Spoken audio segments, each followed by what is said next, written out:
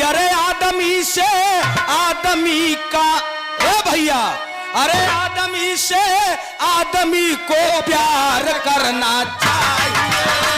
आदमी को प्यार करना चाहिए। आदमी को प्यार करना चाहिए।